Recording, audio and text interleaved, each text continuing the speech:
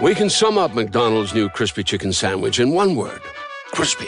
But also juicy and tender. Okay, it's crispy, juicy, tender. All one word. But then, also pickle. Oh, and potato bun, which is two words.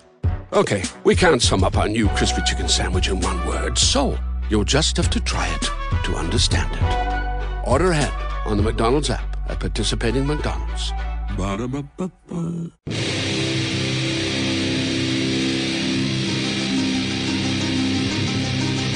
10, 9, 8. Ignition sequence has started. 6, 5, 4, 3, 2, 1, 0.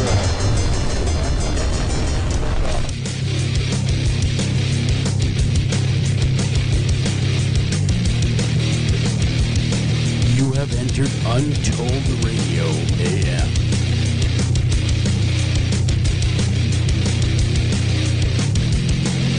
And now broadcasting from a secret location, your hosts, Joel Sturgis and Doug Hychak.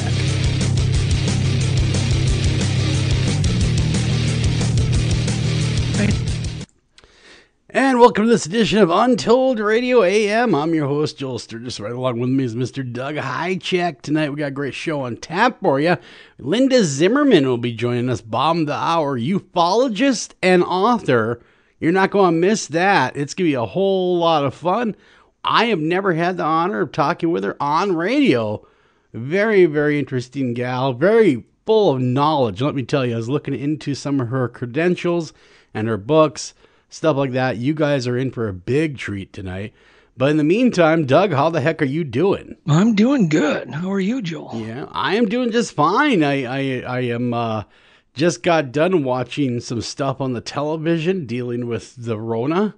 So, the new stuff that's coming down the pipe. But, God, I really don't want to talk about that. Are you talking about the new shutdown? The new? I am. See, now, okay, folks. Now, let's talk about it for a lot of you guys are parents just like I am. And a lot of you probably have children in school. And I got hit with the ultimate, oh my God, this can't be happening, just today.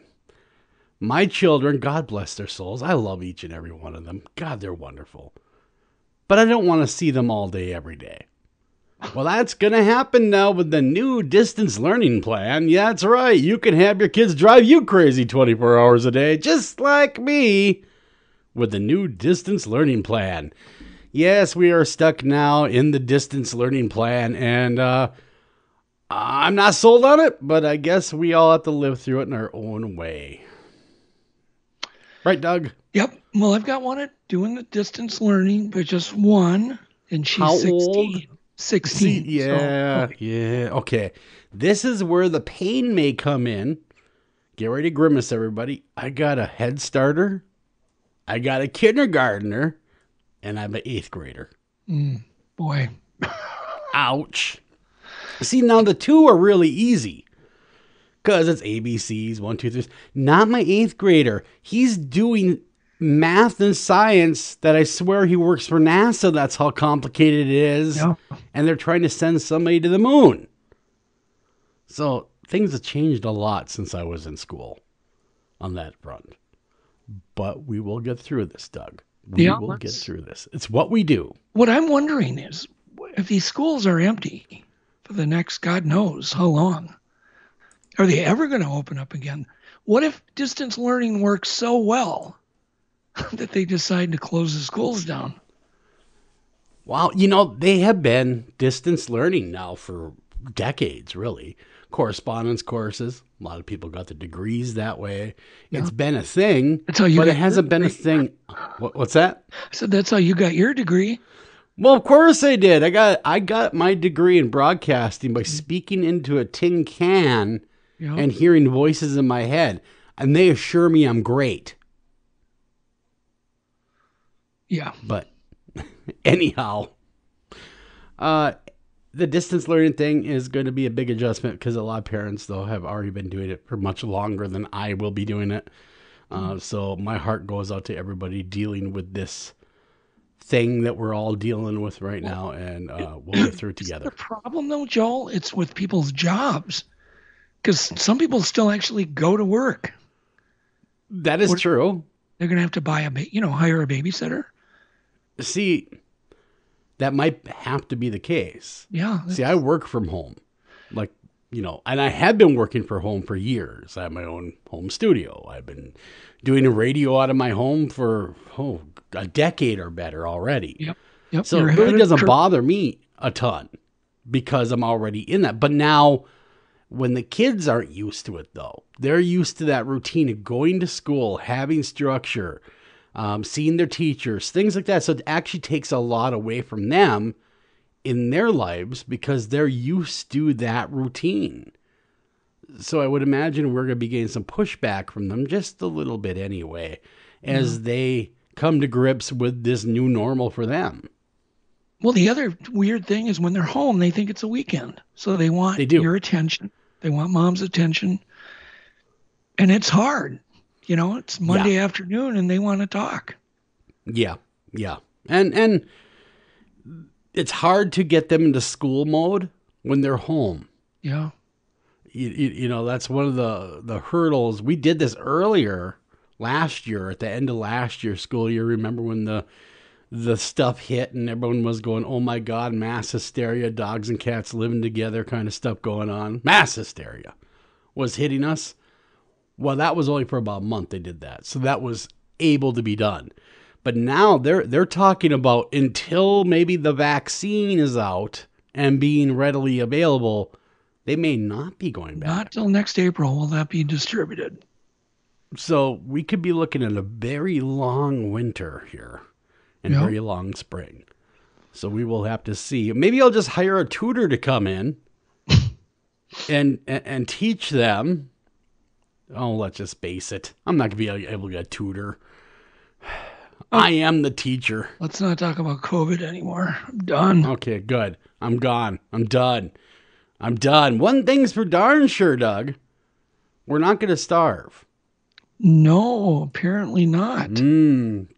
Scientists create meat from human cells, but claim it's not cannibalism. I remember seeing an old movie, I think it was in the 50s or 60s, with Charleston Heston screaming, "It's people! Don't eat it! It's people!" Soylent Green. Yep. When is eating the flesh of humans, not cannibalism? According to scientists at a company specializing in regenerative medicine and developing biomaterial, for spinal cord treatments, it's not cannibalism if the steak is grown from the consumer's own cells at home. Oh, you can eat yourself. What a breakthrough.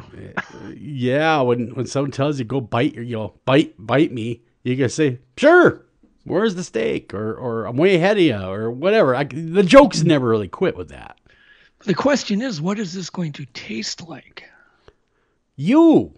It'll taste like you. Have you ever wondered what you taste like, Doug? Nope. No? Nope. No longer do you have to rely upon the droning and the incoherent screaming of serial killers. You do now can find out what the human beings taste like. Gosh.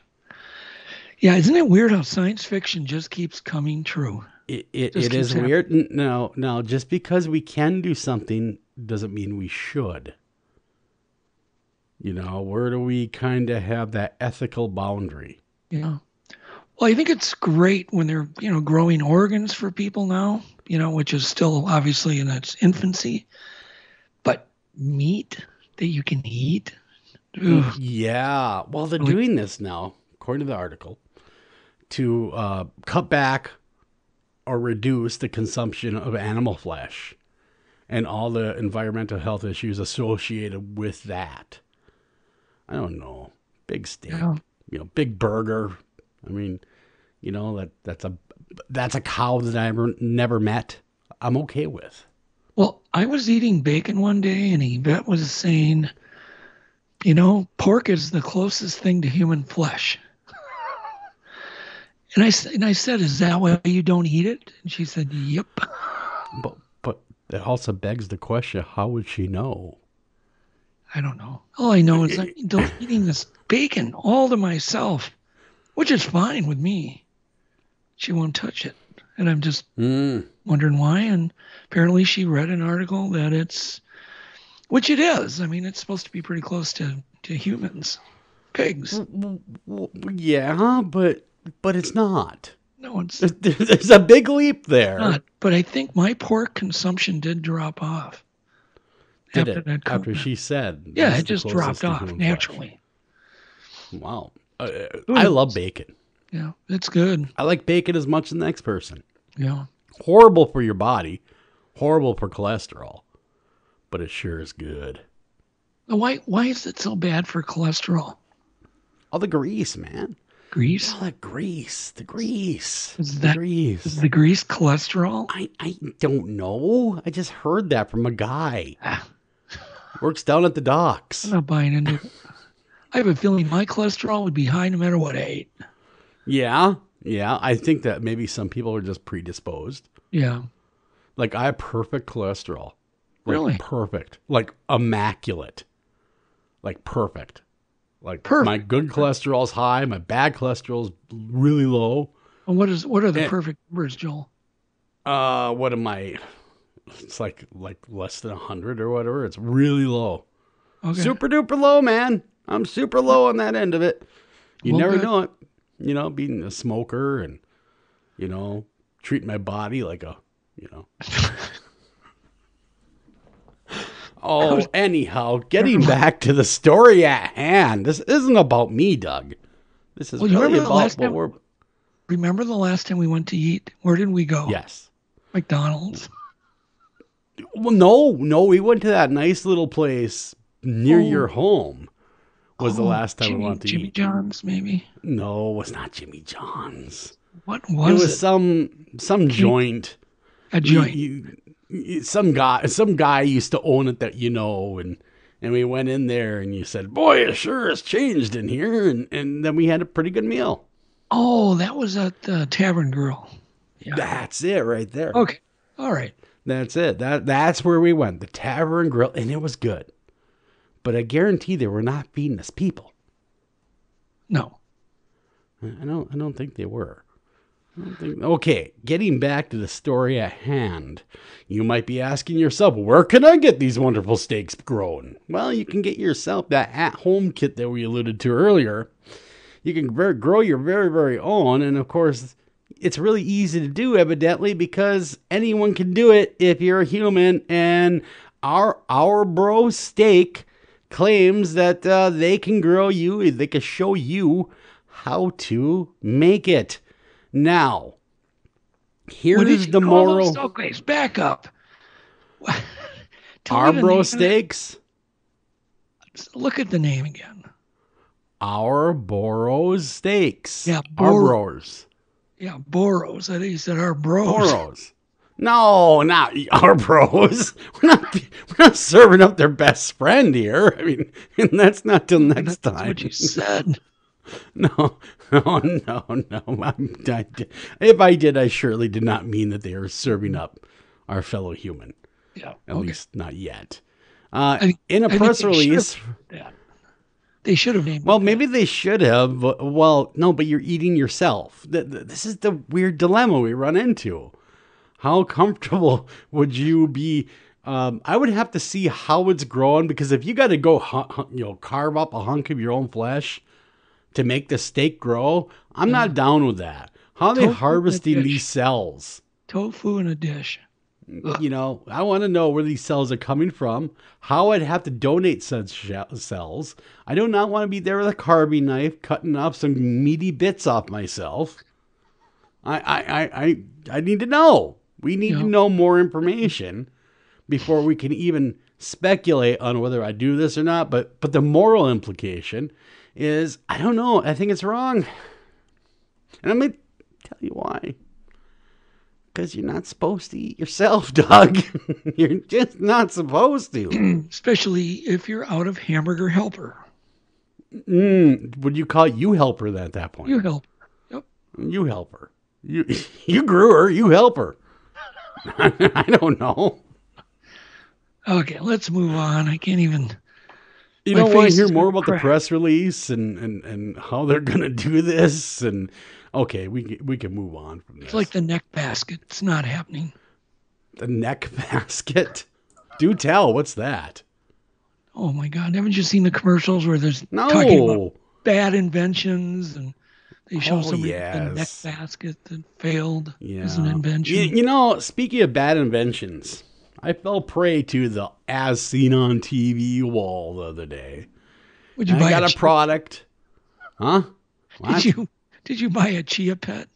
No, not this go around. I've never owned one. Have you? No. Oh, are you sure you don't want one? I'll buy one for Christmas. No. In fact, you know, I did hear that if you send Chia Pet, the makers of that, someone's picture, they'll make them an exact replica of themselves as a Chia Pet. Really? So I think we should get the Doug Highcheck Chia Pet. Be perfect. Give me a great big, afro and Yeah. The The trouble you'd be is, my daughter had one of those, and they follow the instructions, and the thing just looked terrible. It just had like 4 sprouts. That was it. yeah. It's not like I don't think they turn out like the photos. No, I would imagine not. I gotta think that they've somehow manipulated that Chia Pet, give it a performance enhancing fertilizer or something Yeah, to CGI. make it look that good. It has to be CGI. CGI. It's a hologram being projected onto a Chia Pet is what it is. They're doing that now these days.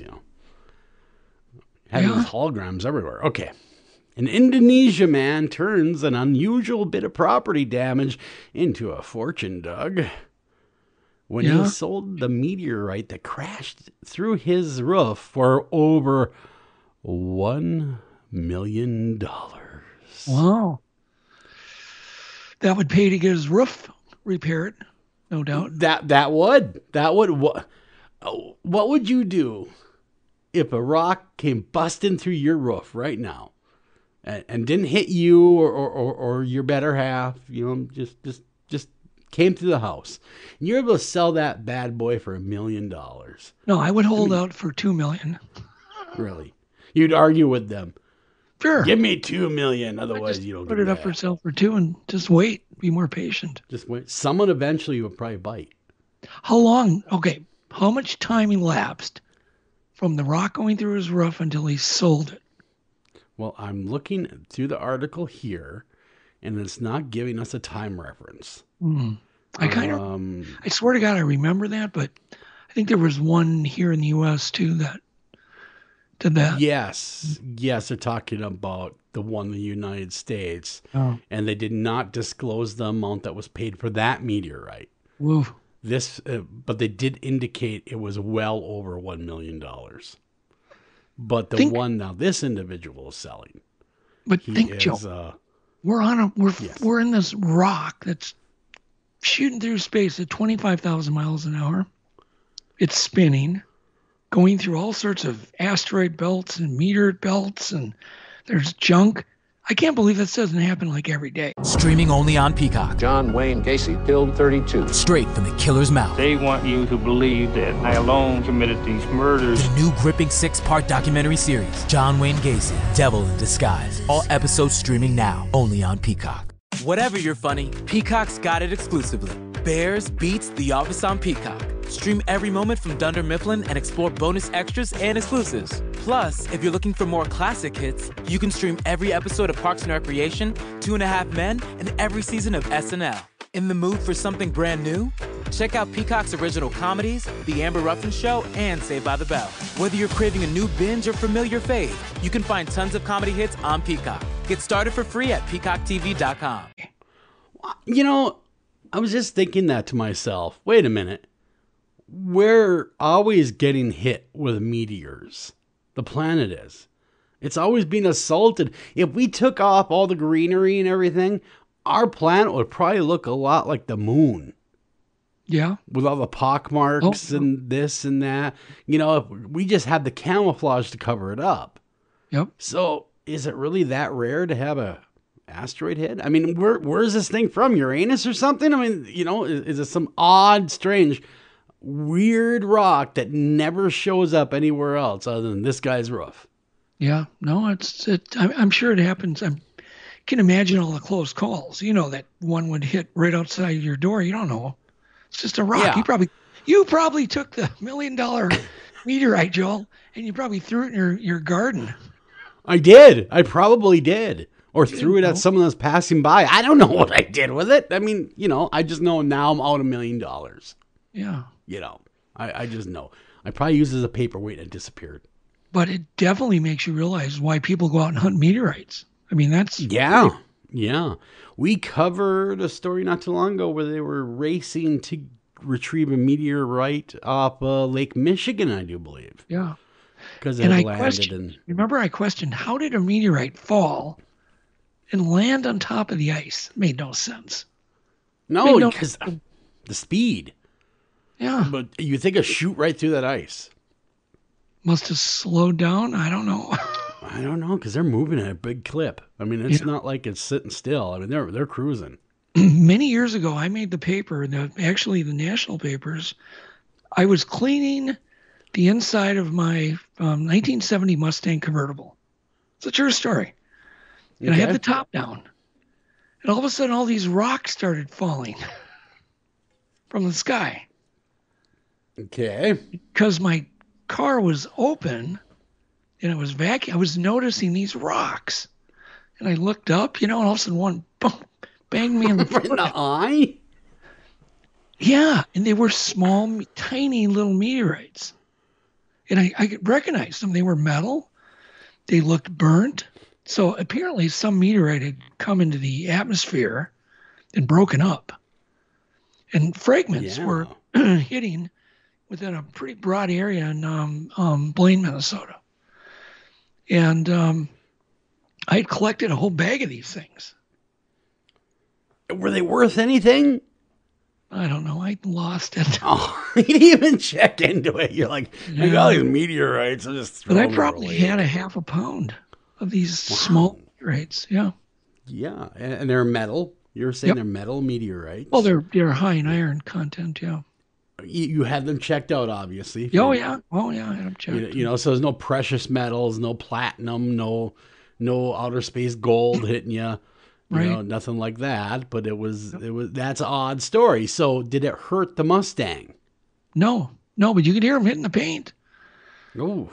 No, I mean, these rocks were raining down on the only reason I noticed it is because I was next to my car. Otherwise you would have never noticed. Yeah. Some of them were the size of a pebble. So they kind of would go in with the gravel that's already in the area. Yeah, just drop. You would never. Well, you give it a second chance, thought at it. Yep. Yeah. This particular meteor might have done some damage to that car of yours, that 1970 Mustang. That's 4.5 pounds. Yeah, that's crazy. Of meteor. That's so. 4 pounds of meteor. Done a little bit of damage. $1 million. Good. Yeah, 1.858 million. Wow. So, good for you. I know what we should do tomorrow. Meteorite hunting? Yeah. I'll come with you. Yeah. I'll definitely come with you. I don't know where we go. I don't know either. How do you go about finding them? How do you hunt them? We should really get someone on this show that's a meteorite hunter. Yeah. To come tell us the process of looking for these things. Well, I think a lot of people just go in where there's been a known hit, and then they go into farm fields and they sit and dig up nails and staples and crap like that all day long. Their metal detector. You ever go out with a metal detector just to look around? Yeah, with my daughter, I did once with a cheap one. Yeah, did you find anything? No. Did you? You didn't pull up a lamp and rub it? Oh, we probably found some rusty nails and a few things. Yeah, all that fun stuff. No, wasn't good. Yeah, I mean, either. I found a lamp once and I rubbed it, and here I am. Yeah, so there you go. I don't know. Wishes just didn't turn out all the greatest, let me tell you. When I said I wanted a career in radio, I should have really second thought that wish. To be honest with you. But here we are. Well, Doug, this guy, he cashes in on $1 million and all your travels and all your time on television. Have you ever come across just any high strangeness dealing with like a meteorite falling or this? What's the weirdest story? This is the question I get most on social media. When we discuss this show, and I'll discuss it with friends, I'll discuss it with Facebook friends. You've been on the air 30 plus years, right? We got 5 minutes here. Yeah. What is your strangest story that you've ever encountered while on location? I don't know. Oh My God, you just hit me out of the blue. Nothing so many stands of them. out to you? There's tons of them. None of them stand out. They're all just. They all Some of kind of them mesh together, is what you're saying? Bad memories. No. Well, that's not good. You know what I mean? Like, Yeah. in a bad situation traveling. You know, when you're So, in Doug, we have Linda Zimmerman on tonight. Yep. Talking about UFOs. Yep. And one question I've always wanted to ask you, and before we have her on, when and how will disclosure actually ever happen? Because it seemed like we were super close. We were right on the cusp not too long ago. My when opinion, and how do, my yeah. opinion is that it probably never will because I don't think they know that much. In other words, hold on here. I lost my earplugs. That's okay. We got time. I don't think it'll ever happen because I really don't. I think the government is so separated and contains so many compartments that don't talk to each other. Who's going to disclose what? There very well may be a compartment that has debris from a flying saucer that crashed or UFO that crashed. That compartment's never going to talk to the next compartment. Yeah. So too fragmented. Yeah, it's so fragmented. People don't understand. And so I think there's already been disclosure from one department, you know, the ATIP program that none of us even knew existed. I knew it existed. Of course, you're going to be accessing threats. You know, I don't know how many times, we've seen something weird in the sky and all of a sudden, is it a coincidence? Oh, here comes a military helicopter chasing it. Mm-hmm. Mm-hmm. Usually it's black, indescript helicopters. Well, this in the sky. Who knows? But I just don't think there's ever going to be a full disclosure because I don't think anybody can disclose everything. So it's not an issue of want to. It's they can't because no one knows enough to do so. Yep, need to know. And so I think there's probably an elite group or elite compartment that has a ton of information. But I'll bet you they don't even know. They've got debris from what looks like a crash. Maybe they've recovered some bodies. But what do they know? They don't really know. They probably don't know where they're from. And they're not going to embarrass themselves. Well, we've got bodies from dead aliens, but we don't know where they're from. Yeah. You know what I mean? So. Yeah, that makes a lot of sense because we all know how, if you've dealt with the government at all, how fragmented it is. And one department doesn't talk to the other department. If so, it's very rarely. And it's not about this, I'm betting, UFOs. Yeah. So, I think that maybe then disclosure will come from us, American people. I think it'll come from people that have worked in those departments to come forward. Mm-hmm. And then, like Bob Lazar. Yeah, like Bob Lazar, or people like that you can choose to believe or not believe. Mm-hmm. Which kind of gives the out. Certainly not going to cause mass panic because if it scares you, you can just say, "Well, I don't believe him." Yeah, that guy's a nutball or whatever you want to use. Yep. Or you can choose. I happen to believe Bob Lazar. Yeah. His story. I mean, I tend to probably to hold water. Yeah, I tend to lean that way, but you don't really know for sure. And since you don't know for sure, even if you're at 99 on believing something, there's still that little gray area in your brain that gives you comfort. But if not our government, maybe another government will do disclosure. Yeah. But I think it's the same. They're just as compartmentalized as we are. Here, I think it's pretty much that way in every government. I think there's those in the know and those that have no clue. Gotcha. They know one thing, like ATIP. What do they know? They were retrieving these naval films. That's it.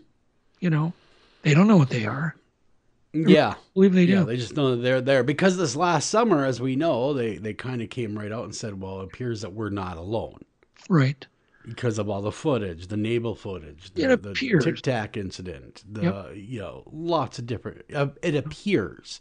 They didn't say the little green men. They just says, it appears we may not be alone. But it's amazing when I talk to people about that footage, people go, well, that's no doubt one of ours. You know, so they're out. Yeah. One of ours. Yeah. It's Russian. It's whatever. I know. I was hoping for you to come on and say, Joel, it's like this. I mean, there's disclosure and this is how it's going to happen. But you're right. No, now I think about it. Don't think. And what you said rings true. It's just too darn fragmented. But the system is just too fragmented.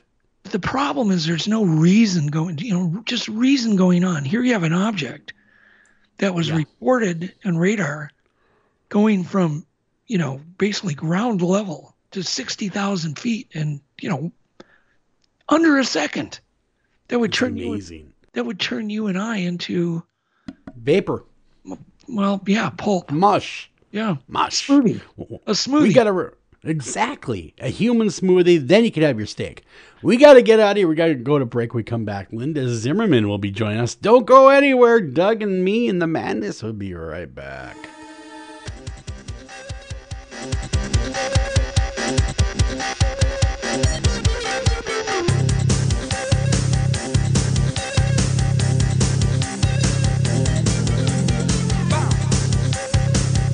Hi, Tom Bodette. If you can hear me, then you have an internet connection, which means you can do cool things online, like listen to streaming radio, obviously, or watch a video of a monkey washing a cat. Let your freak flag fly. Or you can book a room at a great price at Motel6.com. Isn't the internet wonderful? Everything you want right at your fingertips, and whoa, did not need to see that. I'm Tom Bodette for Motel 6, and we'll leave the light on for you. Unexpected reactions to smart financial decisions brought to you by feedthepig.org. Well, I finally did it. My student loan is totally paid off. I can't believe it. I can't believe it either. I paid more than the minimum each month, and soon enough, it was gone. So you're just giving up? Giving up on what? The life of luxury. Egyptian cotton, caviar Thursdays, designer everything. What are you talking about? Our plan. What happened to winning the lottery and mastering the art of the perfect mimosa? Hosting galas, wearing enough jewelry to require a bodyguard, vacationing in the French Riviera, and then buying it. I just thought maybe it was time to prepare for my future. Set some financial goals, make some smart investments, open a 401k. Financial goals? Investments? A 401k? You are horrifying right now. Listen, if winning the lottery were easy, everyone would do it. When it comes to financial stability, don't get left behind. Get tools and tips for saving at feedthepig.org. This message brought to you by the American Institute of CPAs and the Ad Council.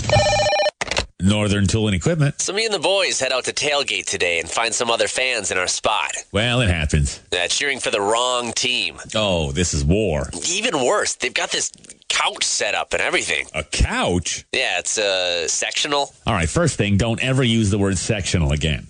Done. Second, I want you to grab a 4,700-pound tow chain with J-hook and grab hammer. Throw that on the back of your truck. Got it. Now you're going to Hail Mary the J-hook over the end of that couch. Time to find a better spot for your new friends. That should do it. There's no problem a little horsepower can't solve. Northern Tool and Equipment. Taking a family of 5 to the amusement park can cost a small fortune. Oh, yeah. So to save some money, we thought, hey, let's bring the amusement park to us. Yeah. Go ahead. All right. Step right up, young man. Are you ready to ride the wacky waterfall? Me, but also you. The Pharaoh fast forwards his favorite foreign film, Powder Donut. Okay, what's my line? The only line I see here on the script is get options based on your budget with the Name Your Price tool from Progressive. Oh man, that's a tongue twister, huh? I'm sorry, I'm gonna need a few more minutes. Bulbous Walrus, the Bulbous Walrus. The Name Your Price tool, only from Progressive. The owl ran afoul of the comatose coxswain. Progressive Casualty Insurance Company and affiliates. Price and coverage match limited by state law. That's just the bathtub with the shower head running. Nope, it's the wacky waterfall. It's the shower, Dad. Waterfall. Wacky. There's an easier way to save. To get a free rate quote, go to geico.com. Then buy online, over the phone, or at your local Geico office. Green light. Hey girl, school zone. I'm getting hungry. Car changing lanes. You want to meet me for pizza? Stop sign. Intersection clear. Yeah, street. Pizza sounds good. Ballin Street? Girlin Street! It's hard to concentrate on two things at once, like texting and driving. Stop the text, stop the wrecks. How will you stop texting and driving? Tell us at stoptextstopwrecks.org. Brought to you by the National Highway Traffic Safety Administration and the Ad Council.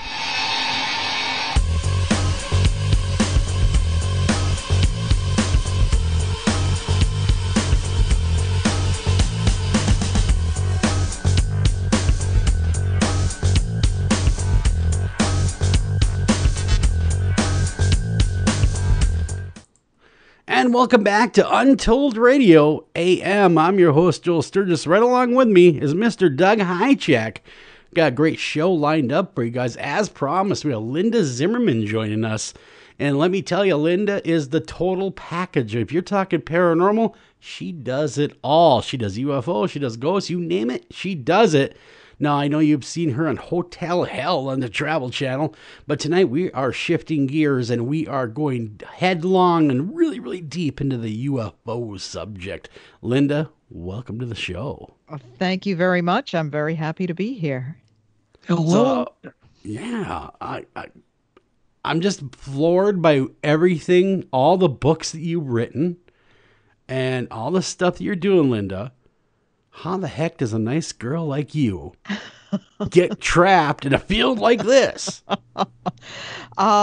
Fate pointed me this way, and I went for it. I actually began my career as a research scientist at a medical diagnostics company, and we were acquired, and they were going to shut down the R&D department. And I said, rather than I love science, but I thought I'm going to give writing a try.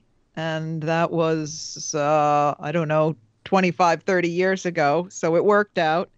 And I was just writing about local history, and people started asking for ghost stories. And it just happened. Suddenly everybody knew me as the ghost lady before I had even given a talk on it. And it just took off. And every time I gave a ghost lecture, somebody would come up afterwards and start telling me their UFO story. And so I fell into that as well. And here I am. It kind of sounds like fate intervened. You didn't start out wanting to write about the paranormal, but there you are. And then through that same fate, you're here with us talking about the subject of UFOs and aliens. Fate is a funny thing, is it not?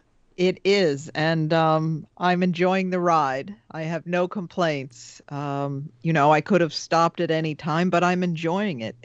Both fields are so fascinating, and it's the thrill of the hunt. You never know what you're going to find on an investigation and during your research. So for me, it's a dream come true that I didn't know I was dreaming. Were you a skeptic before this? No, because I had a sighting when I was in college that was pretty dramatic. And so right off the bat, I knew they existed. I didn't think it was anything I would pursue as a researcher or author. But, it all it takes is a few seconds of something so completely inexplicable, and a rational mind has to look at that and say, okay, this is not only a different ballpark. This is they're playing on teams I don't even know about. So that's how I came into this, which doesn't mean I don't look at every case with a dose of healthy skepticism, because there are a lot of people who are mistaken or they're frauds. So, you have to be very, very careful how you tread in this field. I would agree. Absolutely. You got to have the Scully right along with the Mulder. You know what I mean? You got to have that little bit of the skepticism. Otherwise, if you're just too gung-ho, you're a fall for darn near anything. But if you can maintain that center, that good center line, I think that's what it takes to make a really good investigator. Well, I certainly try, because you're only as good as your credibility. And unfortunately, there's a lot of people in this field who have shot themselves in the foot for various reasons. And, I try to stick with interviewing witnesses, doing the research, and then relating the cases. I try not to make this personal. I do speculate, of course, you can't help but I don't make a career out of speculation, which, some people have tried. Mm-hmm. Yeah, exactly. Absolutely. Doug. Hello. Say, Linda, isn't there a section of the UFO phenomena that's just kind of been ignored? I mean, isn't there? I've been into this forever too, but I've never really been a researcher. Just reading, never really interviewed people. But it just seems like there's so many sections of this mystery that are ignored. And I heard you one time talking about one area, which I hope we get to touch on, of animal behavior. Mm-hmm. That's largely been ignored by everybody during UFO encounters. It really has. It's a curiosity that might get a line or two in a report, in an investigation. And what I was finding, I've interviewed hundreds and hundreds of eyewitnesses, and so many of the cases start out with, my dog was going ballistic, or the cows were kicking the fences down, and so I run outside and there's this disc, fill in the blank, disc, cylinder, triangle. And so I was, joking at one point saying, if it wasn't for animals warning us or tipping us off that something was out there, half these reports would never, these sightings never would have happened. So I said, there's something to this. So I said, well, let me get a book or two on animal reaction cases, and were none.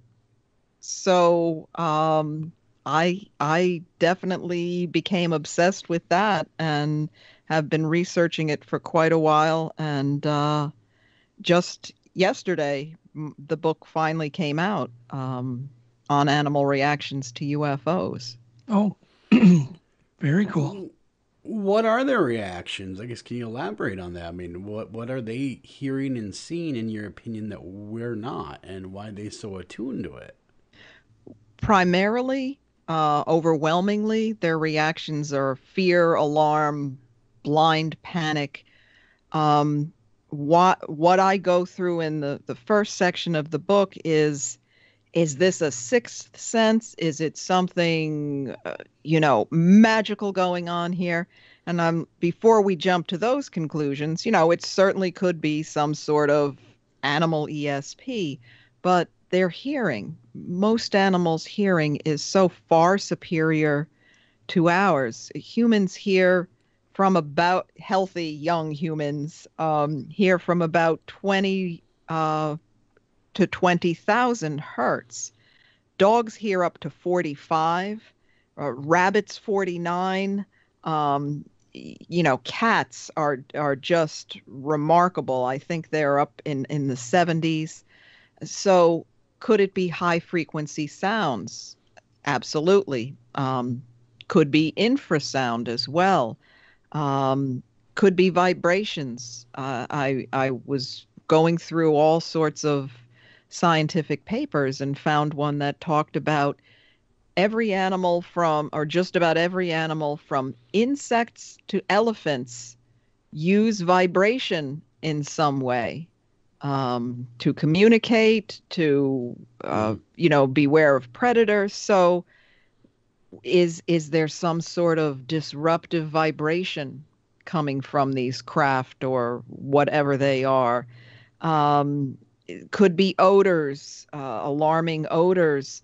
I think a key one is electromagnetic fields, because there are databases full of EM effects on vehicles, and the classic, the radio went static and the car stalled as the craft goes over.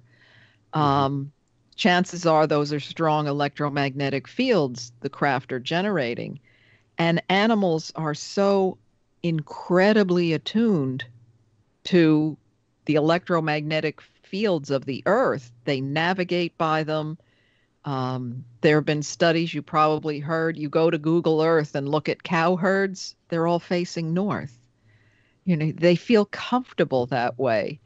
And if we can get past the giggle factor, watch your dogs. If they're not on a leash, when they're doing their business, they want to face north.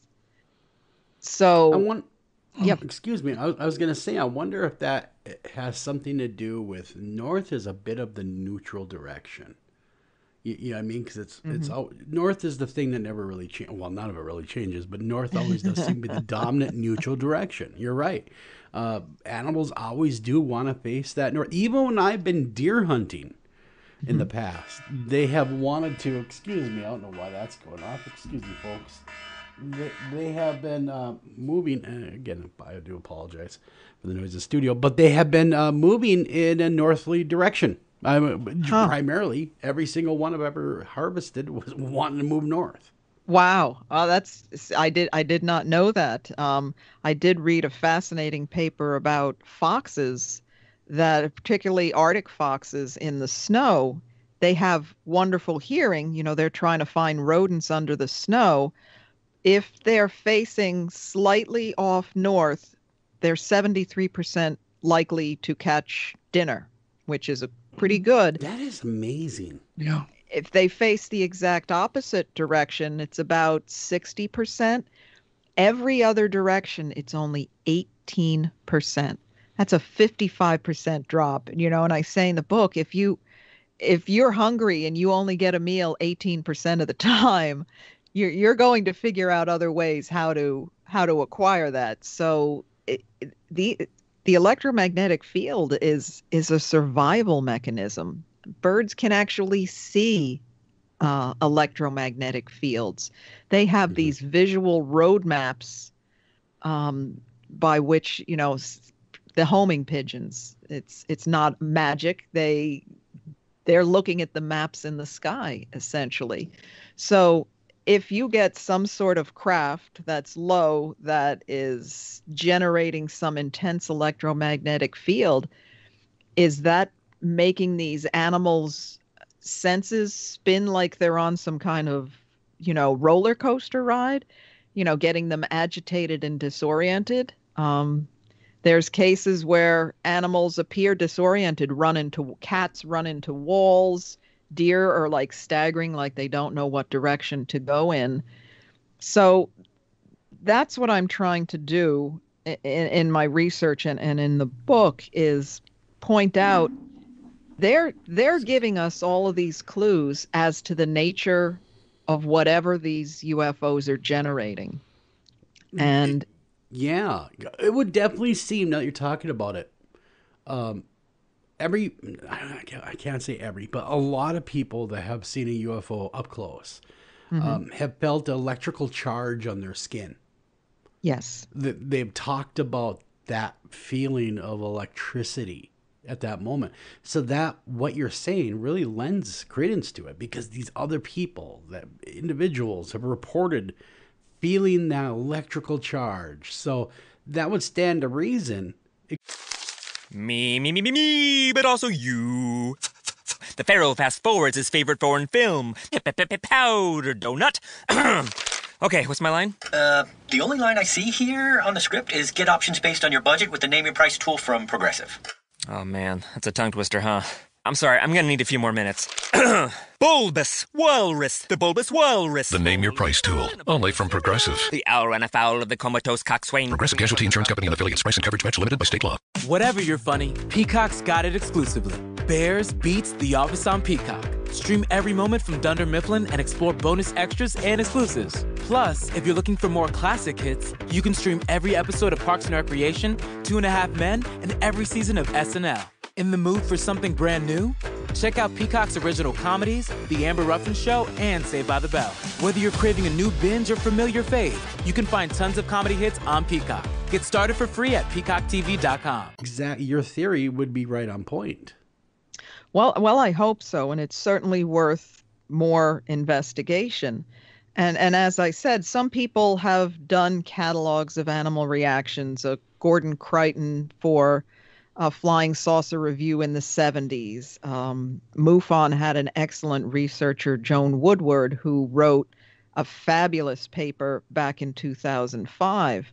But again, it's been treated as a curiosity. And to me, animal witnesses are the most honest, genuine, and believable because they're not drunk. They're not trying to perpetrate a hoax. You know, they're not influenced by pop culture. They're not looking to make money on YouTube. They're just reacting to what's happening in their environment. Are there cases, Linda, where two animals will react differently to a UFO encounter, or do they any cases where they get aggressive towards each other? There's a yes to both. In terms of being aggressive, there was one where 4 cats who are normally very laid back, there's a craft in the yard. The 4 of them are clinging on to the screen door, trying to claw their way in and fighting one another. They just became completely unhinged. Cases where some animals don't react. There was Williamsport, PA in the 90s. I believe it was about 94, 95. And all these animals were reacting in fear. They said dogs were racing around the house. There was one dog that just sat there, didn't do anything. And it turns out that dog was deaf. So in that case, it's a clue. Yes, that is a clue. Mm-hmm. There's another case recently, just a few years ago in West Virginia, where cats, dogs, all the animals are going crazy, and a ferret slept through that. And I thought, why would a ferret? And I did some research, and I learned that deafness is a common trait in ferrets. So perhaps that speaks to the high frequency sound, or it was a very mellow ferret. I don't know. But yeah, so that's what I'm also trying to do. Are there patterns here? But normally the cattle, the horses, the sheep, the dogs, the cats, the birds will react in alarm and fear. Even insects. You've probably heard of cases where people see a UFO and everything goes silent. Yeah. Every cricket, katydid. And yeah, it can be so unnerving to have that sudden silence. And what is happening? What is affecting everything from the horse to the insect? And is it intentional, or is it just an inadvertent byproduct, again, of a UFO's propulsion, some sort of energy fields it's generating? Obviously I don't know, but I think these are questions we absolutely need to ask. Yeah, there's just so much out there, because the thing that comes to my mind, too, is, sticking with animals, why animal mutilation? I mean, that's something I've always wondered, because, can't they get their own cows? the aliens, you know? Why? Why the mutilation as well? Yeah, the reactions of fear, somebody speculated many, many years ago, is it because these animals inherently know somehow that this is a danger to them, that, it's something that's passed through generations, or they learn very early that, we're in trouble, that this is not going to go well for us, which is an interesting speculation. I tried to stay away from mutilations because that's not really a reaction. That is a victimization. Yeah. Yeah.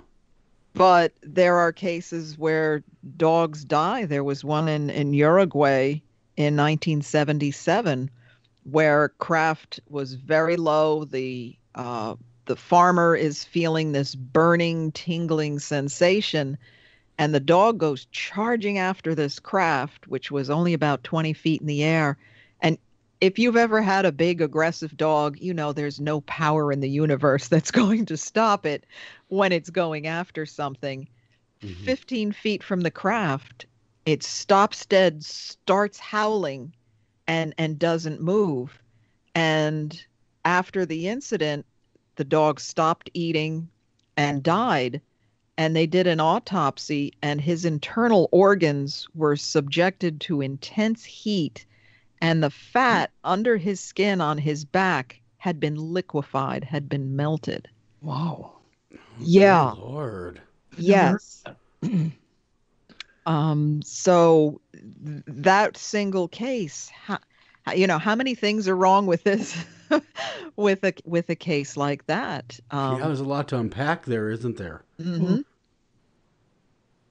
Yeah, the man suffered burns. Obviously, the dog, was it microwaves, some other sort of radiation? What was it that stopped this dog?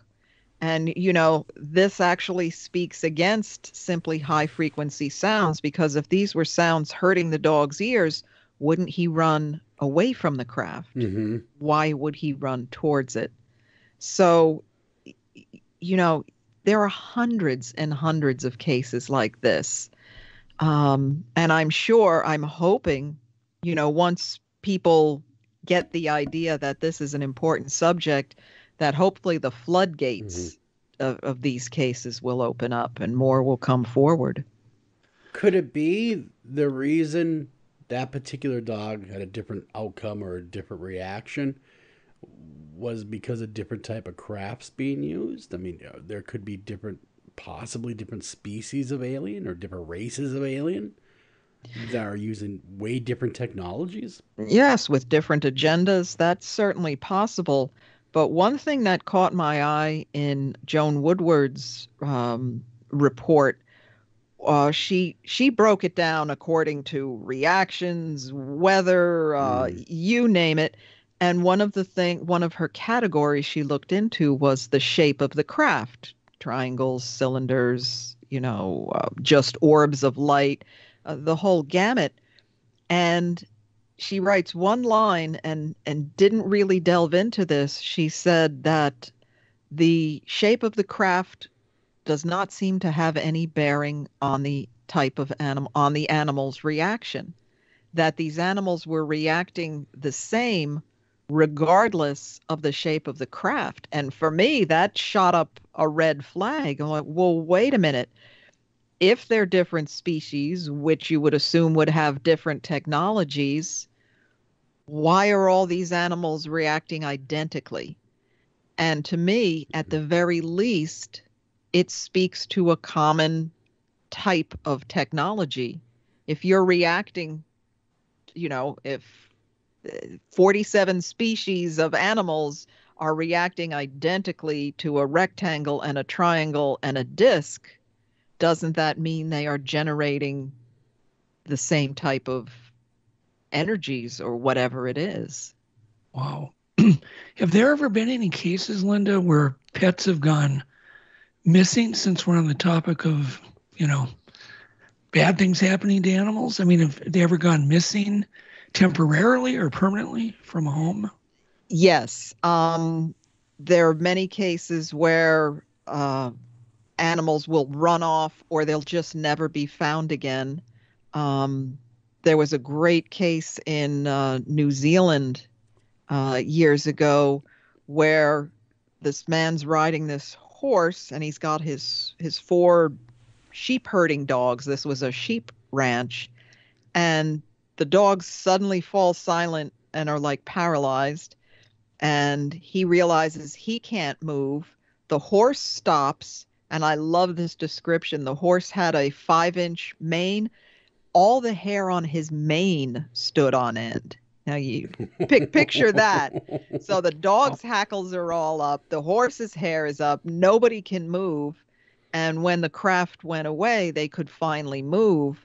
But he finds afterwards that this fabulous specimen of a bull was gone. And there was, they just couldn't find. They spent days searching for it. And, bulls just don't vanish. And I loved his line. He said, and there were far too many cows there to make him happy for him to, wander off. He just disappeared. And there's certainly a lot of cases of dogs. I have mixed feelings about the whole Mothman episode.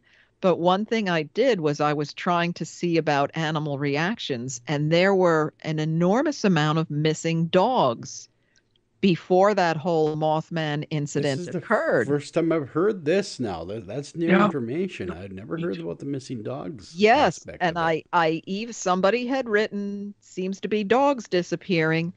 I even went through old newspaper archives of lost and found. And it seemed to be a lot of dogs lost in those columns in those weeks or months preceding it. So can I tie it in directly? No, but certainly it was a very interesting aspect of that whole phenomenon. Mm-hmm. Because, the Mothman thing is crazy on its own right, but that's the first I've heard about the missing dog part of it, which would kind of stand to reason now they bring it up. I've always thought that the Mothman, reading into it personally, this is just my own opinion, had a large UFO alien component to it. There were certainly sightings, during that time as well. And some of the missing dog cases involved people seeing lights and then seeing something they all described these red glowing eyes. Sometimes the dog would run after it and never be seen again. Or within days, the dog would disappear. So, yes, there's a lot of high strangeness going on, beyond just the sightings of the Mothman. Mm-hmm. I definitely agree. I so definitely agree with that one. Have there been cases where pets' behavior is like permanently changed because of a UFO encounter? Like a nice dog becomes mean? There was a case in Finland where there's UFO scene, all the dogs went crazy. One of them, the owner had to kill it because it became so unhinged and violent. Normally, the behavior does eventually subside, but, there's cases where canaries wouldn't sing for a couple of days. Many cases where dogs refuse to go outside. There's a case of a 175-pound Great Dane, which is hard to get a dog that size to do anything it doesn't want to. There's a triangle over the backyard. He's going ballistic, barking unhinged. And even when the craft had gone, the next day, he wouldn't go out that night, but the next day he wouldn't even leave the house. And there's a lot of cases where, particularly where there's possibility of landings, animals will never return to the site of that landed craft. dogs, horses, cattle, birds, squirrels, they will never go there again. And yes, sometimes the animals are just skittish for the rest of their lives. Well, I do know animals can suffer from PTSD. And I know that because of a dog, excuse me, that was attacked by a larger dog. And quite brutally, by the way. And we nursed him back to health. The vet took care of him, stuff like that. He was never the same dog after that, though. He would always have anxiety and always worry. Didn't always want to go outside. Didn't like other dogs, period, after that. And went from a nice, friendly dog to just being an absolute, well, kind of a little jerk because he was a Chihuahua anyway. He was a jerk anyway, but then he became a bigger jerk after that. But we noticed that decline in him after that incident, and I'm wondering if they are suffering where they're so frightened from some PTSD. I think you hit it right on the head. They are so traumatized, and we're not, again, talking lights in the sky. We're talking something very close, very dramatic behavior. And yeah, they're clearly traumatized. Cows will give no milk or reduced milk for weeks or months. That means the cow has been really stressed. There's a sad case in France where a herd of goats, they said the male goat couldn't perform after the close encounter and they had to slaughter it. I'm like, wow, that is a rough life. That is a hard one. There's pharmaceuticals for that now. Like, you didn't have to kill him. But yeah, it changes. It absolutely changes behavior as if they have PTSD. Which would stand to reason because they are experiencing something far and away more than we are with their heightened senses anyway. The animals have such great senses, like dogs especially, and cats. Well, cats too. I mean, cats are weird anyway. You add a UFO into it, and they get even a little bit stranger, I've heard. But that all really makes sense. Yeah. So it points to, at the very least, something completely out of the ordinary. This wasn't a jet, that flies on its normal route, 10 times a week. No, these are experiences that are just completely usually beyond the scope of what these animals have known their whole lives. And sure, that is absolutely going to traumatize them. Now, is there any cases, and I know Doug's got a million questions, but I got one more. Is there any cases where craft has landed, the aliens are sighted, and the animals attack, where they actually try to protect their owners, or is that just not something that's happened as of yet? Because I'm curious of what their actual reaction is to seeing the humanoids. Or the aliens in this case. Yes, there's some cases that I haven't been able to corroborate other than brief mentions that they run and try to bite these things, but also cases where they're running to attack, and like that poor dog in Uruguay, they just suddenly stop short as if something has happened to, something is affecting them. And some of them go from attack mode to cowering on the ground, whimpering, in the blink of an eye. So, yes, absolutely. Some of them do try to go after them. There was a case in Canada where there's some sort of craft. The woman's looking out the window and then something is knocking at her door. The dog is going crazy. She had a German Shepherd going crazy at the door. And then for no apparent reason, the dog just cowers and goes crawling under the furniture, whimpering. And she was wise enough not to open that door. And then through the window, she saw what she described as two shadowy figures walking back towards this craft and taking off. So, I always say when your really big, strong, brave guard dog is whimpering under your sofa, don't open the door. That is good advice right there. Extremely good.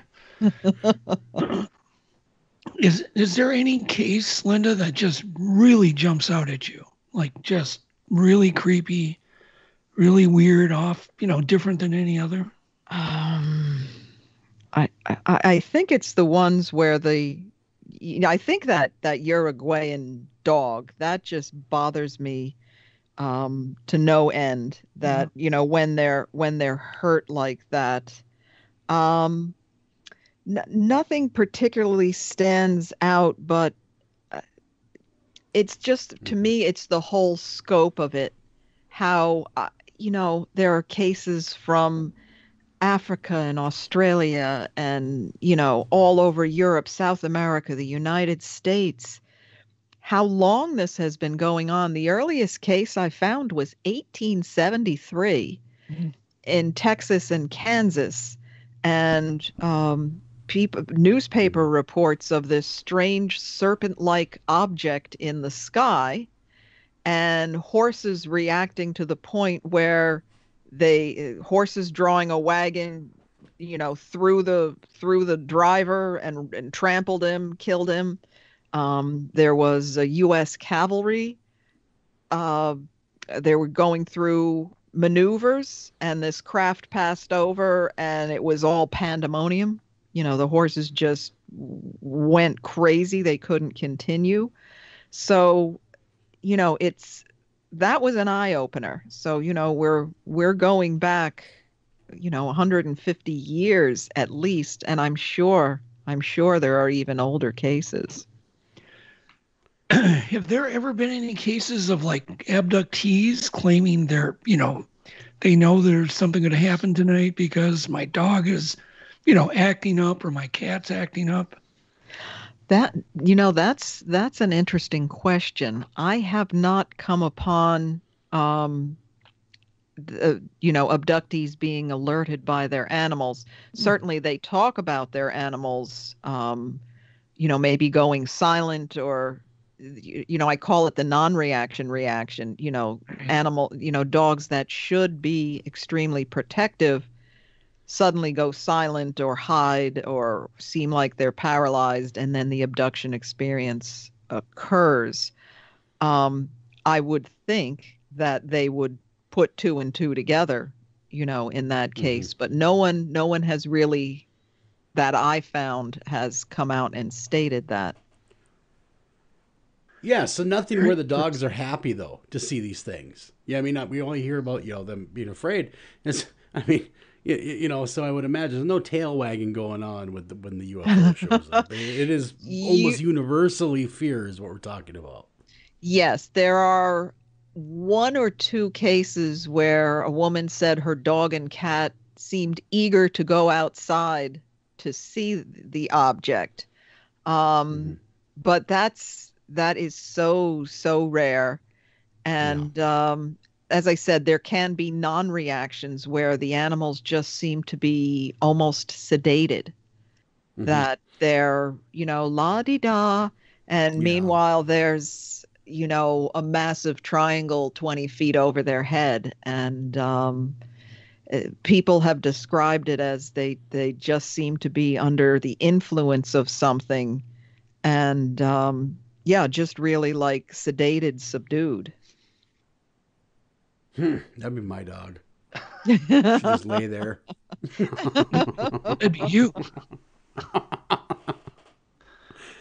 Yeah. That's fascinating stuff when we talk about animals and how they're reacting to alien craft, and then when it comes in, and the different theories you have, and really, it's so strange and scary, almost more strange and scary for the animals involved than the people, it would seem.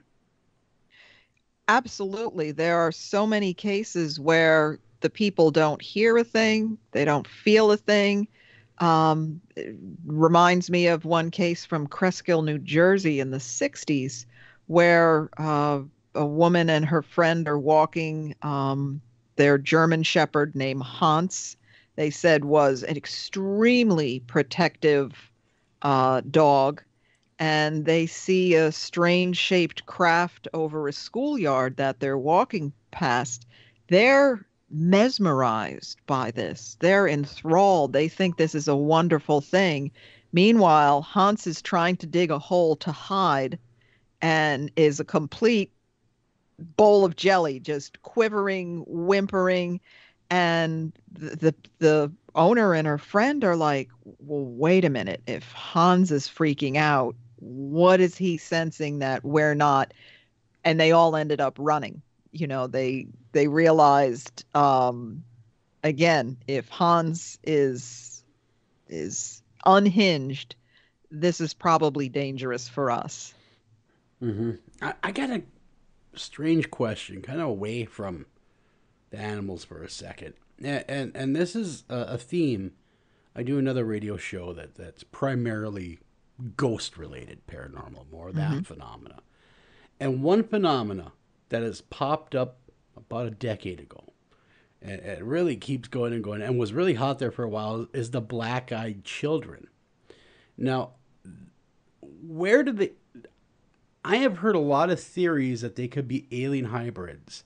Have you done any research on that subject matter at all? With these things that these people are claiming that they're seeing could be? In my research, the people I have interviewed, I have not come up with any black-eyed children cases. It is something incredibly unnerving and fascinating. I believe the witnesses that I've seen, in other interviews, that I'm sure it's all part of that. How I don't know, but no, and maybe I'm not disappointed that I haven't come across a case like that.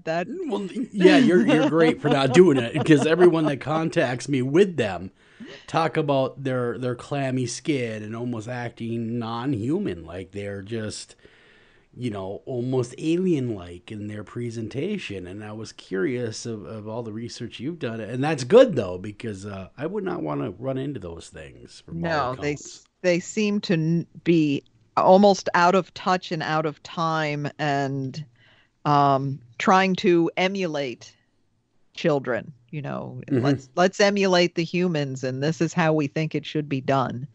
So yes. And they're doing a horrible job, by the way. If you're listening, you're a black-eyed kid. That's a horrible job. Teenagers don't even act like that here. Yes, they're a little obvious in their lack of impersonation skills. What other type of UFO cases do you investigate, Linda? I mean, what are your favorite cases? Well, for the most part of my UFO career, I've been studying the Hudson Valley of New York, which is where I've lived my entire life and had my own experiences, and particularly the wave of the 1980s, which went from early 83 to about 88, let's say. It was basically a solid 6 years where massive triangular craft the size of football fields or larger would be hovering for as much as 20 minutes at treetop level, and major highways, the traffic would come to a stop and people would get out and stand directly under these things for 5, 10, 20 minutes. And so that is really where my focus has been. I think the Hudson Valley might be the most active spot in terms of UFO sightings in the last 100 years. I have heard of that. I have heard of the Hudson Valley because there was a famous murder that happened in Hudson Valley. There a lot of high strangeness in Hudson Valley. that's what keeps me busy. You name it, it has happened here, and both in terms of the paranormal and the UFOs. That is that. Well, so these people are What do you seeing this make of craft. these waves, Linda? I just wonder why do they keep coming back to the same area? What are they doing? And particularly, these craft would be so brightly lit. One witness said it was like a Friday night football game, with the intensity of these lights.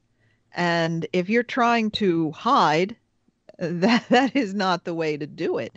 So to me, whoever was behind this absolutely wanted to be seen, because you're brightly lit and you're hovering directly over a major highway. And the Hudson Valley, this area that I'm in, we're within 30, 40 minutes of New York City. These are the suburbs, so very populated.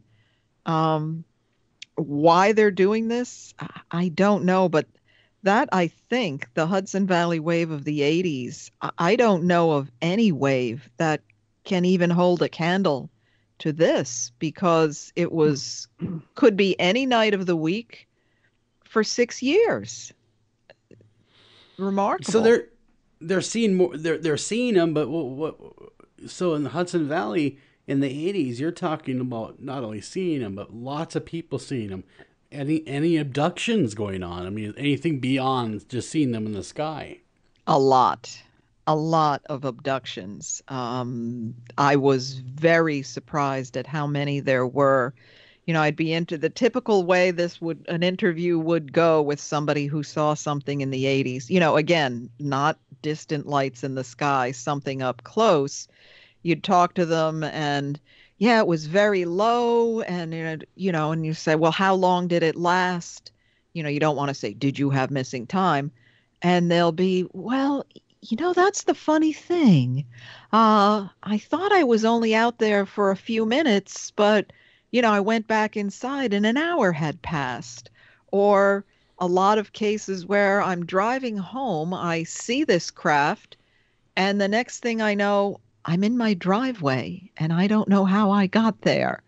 To the more dramatic, yes, I saw them in my bedroom or in my window, and the next thing I knew, it was morning and I had these scoop marks and bloody noses.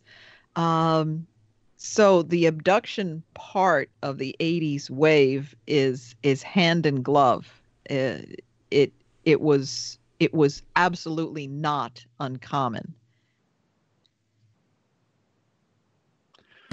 Who is taking over abduction research? Do you know? I mean, what was I going to say? The old guard is, I guess, getting old, and they're not doing it like Bud Hopkins is gone. Jacobson, I think, is somewhat retired from doing his research. Right. Who's taking over? Well, Kathy Marden, the Betty and Barney's niece, she's doing a fabulous job with the MUFON Experiencer group. And they did a very large study, and they still handle all sorts of active cases as far as I know. So I would recommend to anybody to contact her and that group. When it comes to abductions, though, is there demographic there after more than anything else, or is it all walks of life, rich, poor, sick, well, everything in between? What do they seem to be drawn to when they're choosing a subject to abduct? It really varies, but usually it begins when they're very, very young. And it also is often multi-generational. One of the first people I interviewed during the start of my research was this man named Gary, who was a kid in the 50s and started having abduction experiences and had them right through the 1980s. And, to do a thorough research, I said, he's believable, but I said his mother was still alive at the time. She was in her 80s. And I said, no offense, but do you mind if I speak to your mother? Somebody making claims like this, as believable as they are, I wanted to find out what kind of kid was he? Was he always making up stories, exaggerating? So I'm interviewing her in my living room, and the way she's answering questions, I'm like, well, she seems to know an awful lot about this. And finally I said, well, wait a minute. Have you had experiences, missing time, whatever, of your own? She said, oh, yes. And I'm like, when was that? Well, it all began in 1937. And my jaw dropped. And then I come to find out the man she married also was having experiences going back to the 1930s. They lived in the same apartment building and were simultaneously having similar experiences and didn't know it until decades later after they were married, and it was still going on. And then they found out, wait, we've both been having this since childhood. So then their son Gary has the similar experiences, his kids, and now the great grandkids. So we have 4 generations spanning 1930s to basically the present. Hold yes. the phone. Linda. Hold the phone just for 1 second. I'm sorry. I gotta. All these people are having these experiences. They never once thought, hey, maybe we should talk about this together. Why does the subject matter come up? It's the weirdest phenomena ever, where someone will see like a UFO or multiple people see it once, and it's never brought up again in conversation. What is it with that? Why do people? It's almost like they have brain blank, where they don't talk to each other about this, even though experiencing the same thing. I have a term for that. I call it a memory embargo. There was a family in the tiny town of Big Indian, which is in the Catskills of New York, that in the 1963 they were coming back from going to the movies. It was a mother and 4 kids. And long story short, huge craft right in the middle of the road. The mother slams on the brakes. They're all terrified. The little girl hits the floor in the back seat. She's terrified. And she remembers seeing the carpet fibers rise up and vibrate. So I loved that detail. But anyway, the craft moves. The next thing they know, they're home. And 45 minutes have gone by. They can't remember a thing. Fast forward 20 years later, they're grown up, have families of their own. They're having a big family dinner, everybody together. And it was like a switch went off. And one of her brothers said, wait a minute, why didn't we ever talk about what we saw coming back from that movie? You mean the big craft? Yeah, why didn't... And they were just stunned, and it all came spilling out, and they all remembered together. And I see this time and time again. Sometimes it's a month, a year, 20 years, but whatever this is, it creates this temporary amnesia about the event. That is so nuts, though. Yeah. I mean, that is just mind-boggling. Yeah, I've heard that so many times where people they see something weird, they won't talk about it. Yvette was telling me a story where she saw a UFO with a coworker. The coworker has never brought it up. They see each other every day. So the one elephant in the room, they're not really going to talk about it because, for like, whatever reason. Wonders, when is she ever going to bring it up? And the second follow-up question is, why would the alien race care whether these people are talking or not about it? Yeah. I mean, why would they care? I mean, what would the end game be for that particular thing? Or do you think it's a side effect of whatever they're doing? Yeah, it could certainly be a side effect, and I think in some cases it is. But I tend to think the more intense and possibly traumatic the event, the more I think there is an intentional loss of memory there. How is a 7-year-old girl going to function normally if she knows she was pulled into a craft and had God knows what done to her? Good point. Very good point. I mean, it very well may be saving her some major anguish and some real fears. So, I mean, it might be a blessing in disguise, but it kind of seems like they pick a few people here and they almost become the lifelong guinea pigs or the lifelong experiment. Because it was, or generational. That family, we're targeting them. We're going to study them for whatever reason. We like them, and we're going to watch them as the generations come. Yeah, and talk to any scientist who tests drugs or whatever it is, chemicals on animals. Mice. They follow them through the generations. They want to see how this strain of that particular animal reacts, and to me, it does smack of one big scientific experiment they're conducting on generations of us. That is truly terrifying. Yes, I agree. Linda, do you know of any really close encounters with these? I think the most common sighting is with these balls of light, orbs. I don't want to get confused with the audience with, the haunted house type orbs. I'm talking about big lights in the sky. Yes.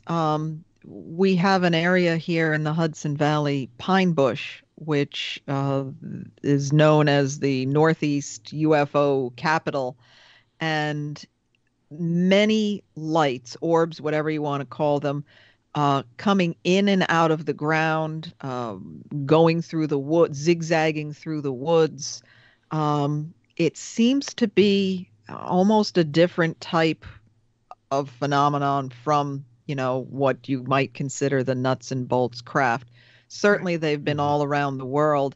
And actually, I found them in quite a few animal reactions case. There was one in France where they called them, I don't want to confuse, there was a couple cases in France, but one they were calling them thinking lights.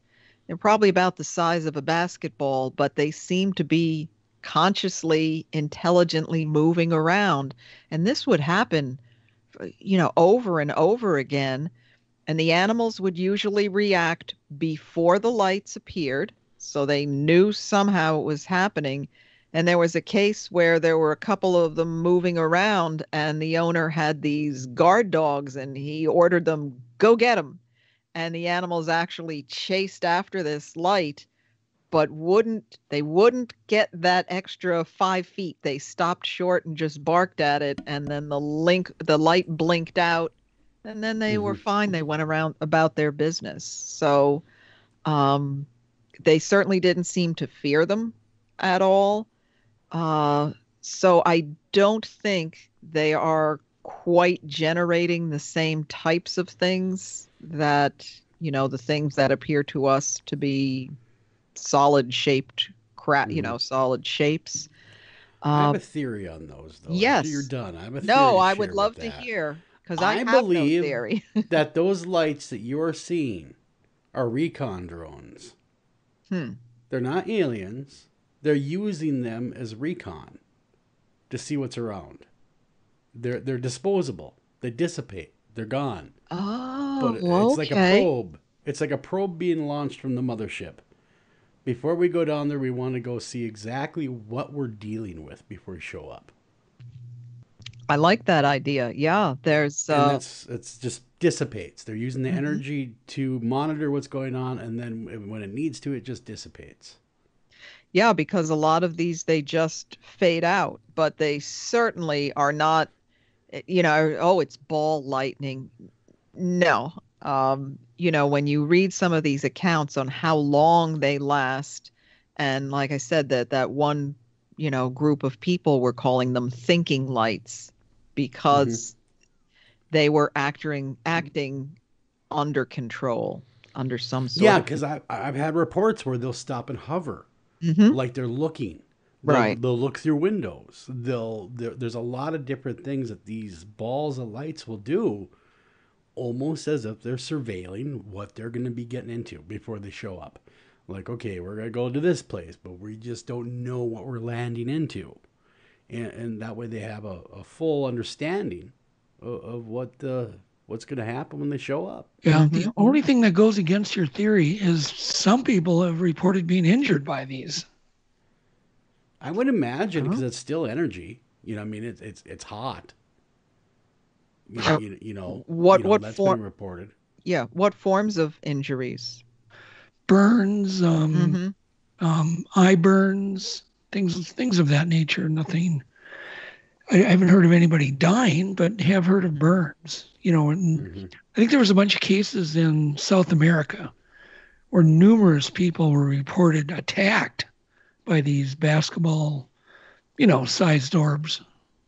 Oh, yes, I know the case you're talking about. Yeah, now Introducing Peacock, the new free streaming service from NBC Universal. It's hit movies, current shows, live sports, trending bits, and timeless hits. And that's why you can't not watch. Peacock. Watch for free, upgrade for more. Stream now at peacocktv.com. Law & Order SVU streaming now. that went on for some time. Yeah. So, as I said, I don't have an all-encompassing theory for what these are, but it's certainly all part of the puzzle.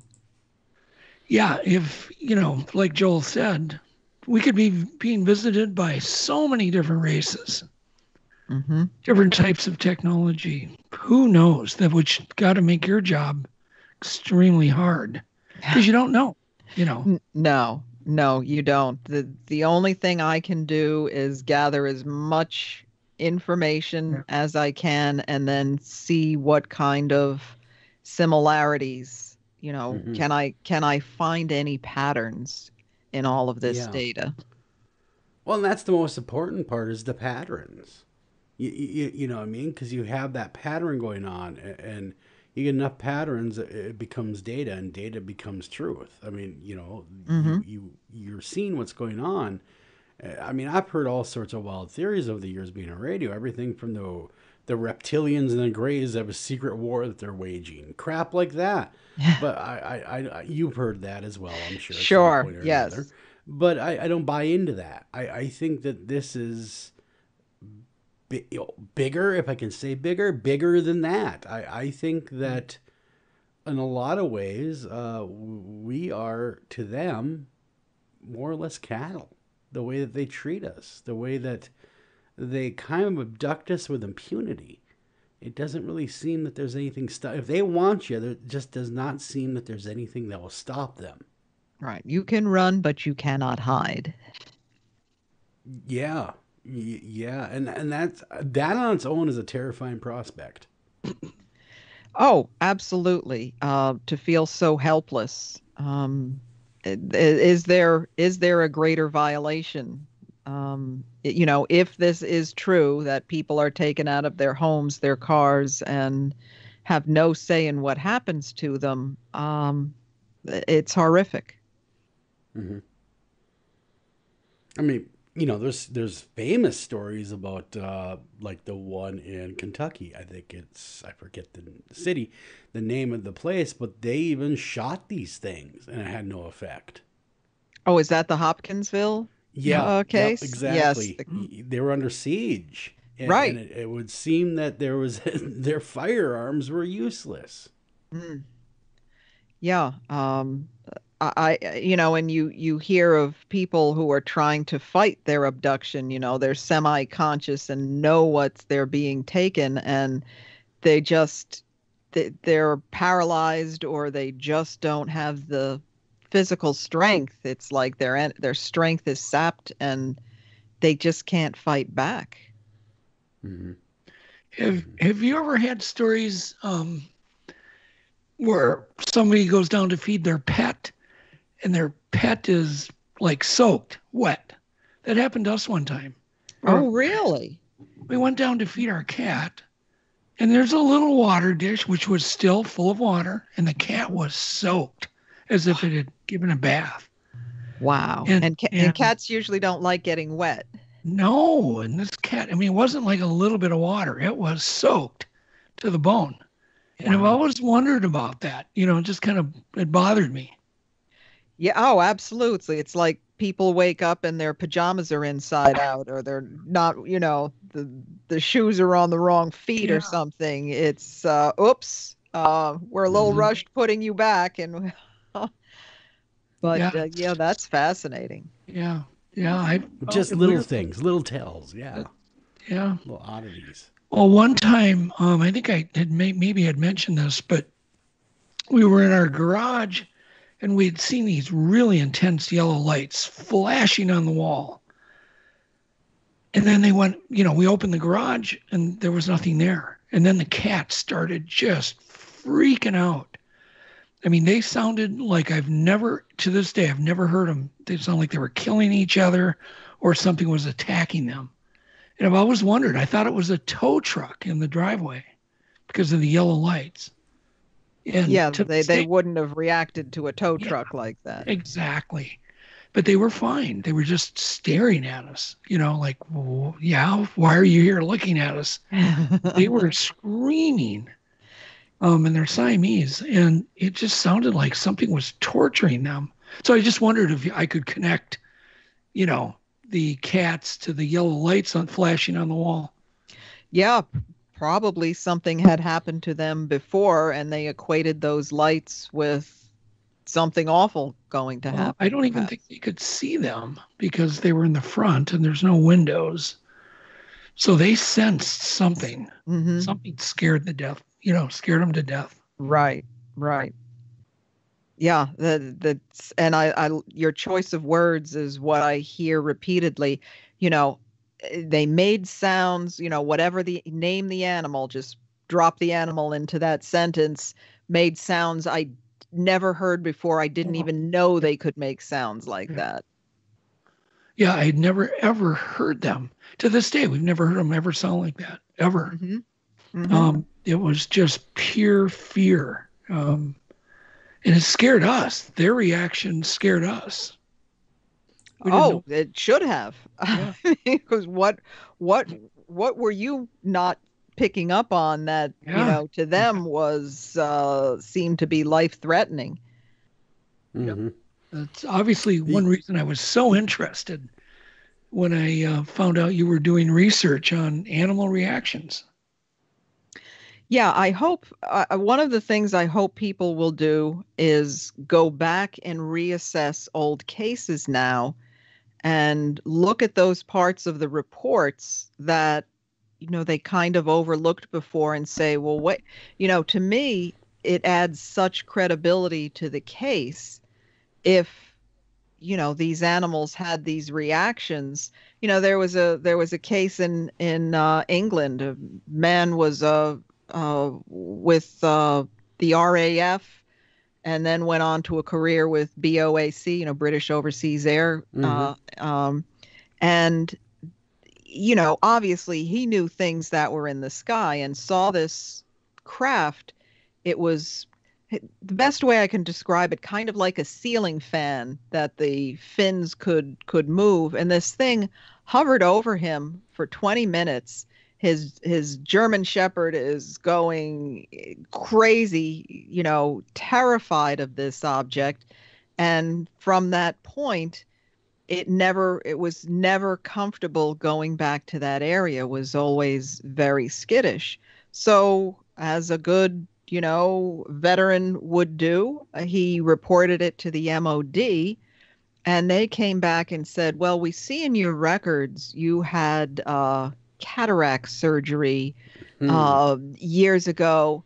You know, it'd been years ago. So probably what you saw was a floater. You know, some dead cells were floating around the vitreous humor of your eyes, and that, and we realized it probably wouldn't have been a floater for the full 20 minutes, but the floater probably induced a kind of a hallucinatory dream state. And wow. Oh, I know. They just piled on and piled on. And, you know, I read this and then I'm like, would a German Shepherd be acting hysterical because its owner had a floater in its eye?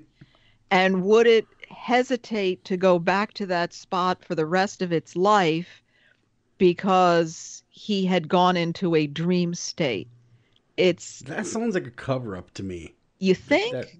Yeah, that was all earmarks. It smells like a cover-up, yeah. And the area where this was sited, there was a nuclear facility, a U.S. secret base, and something else along the coast of England was within, this whole area. So whatever it was, they wanted to just sweep it under the carpet. But that dog reaction to me is like, sorry, you're not getting away with this one. Mm-hmm. It kind of makes you wonder, just really quickly, the military aspect, why these craft do not trigger our air defenses. If they're there, and there are a lot of them seen by military installations, a lot of them by nuclear sites. You never hear reports about them triggering our defense systems that are automated to threats. Some of them are automated to threats. What's the deal with that? I wonder why they never seem to trigger that. I don't know that I can say it has never triggered it, but there are cases in the Hudson Valley where military aircraft show up after a craft is moving away. So maybe that was just because they had gotten reports, but there was, I don't know if you're familiar with the SAGE system, which was after World War II, they built this incredible network of radar installations, for strategic air defense across the country.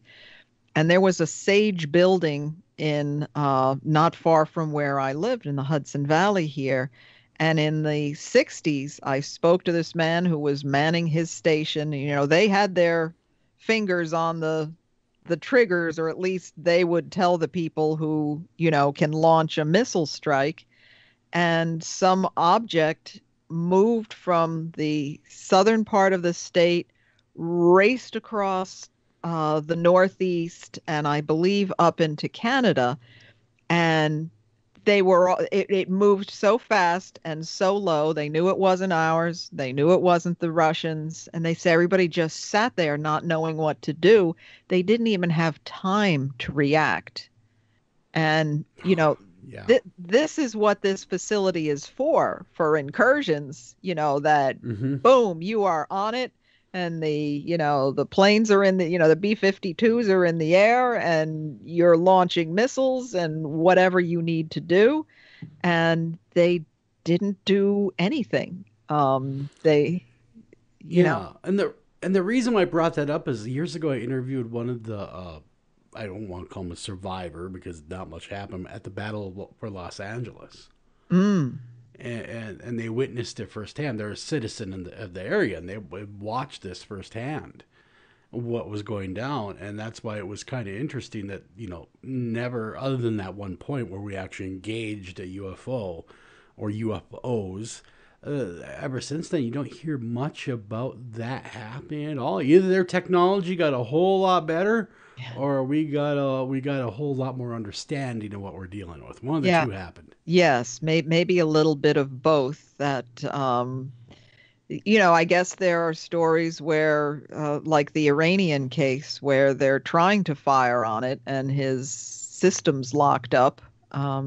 Sure, you're familiar with that one. So I think there are cases where they do try to fire on them, and something stops them. So who knows what the government knows? I can't even begin to imagine, but they must have so much data and information, because it's hard to believe that our incredible network of radar and high-tech imagery, that we don't see these things on a regular basis. Sure. Well, if the Tic Tac, I think that's the name, footage from the Navy said anything, it said that we're highly outclassed. We all saw that. Right. in the maneuvers that they could do. Very humbling experience. Yeah, that thing was moving.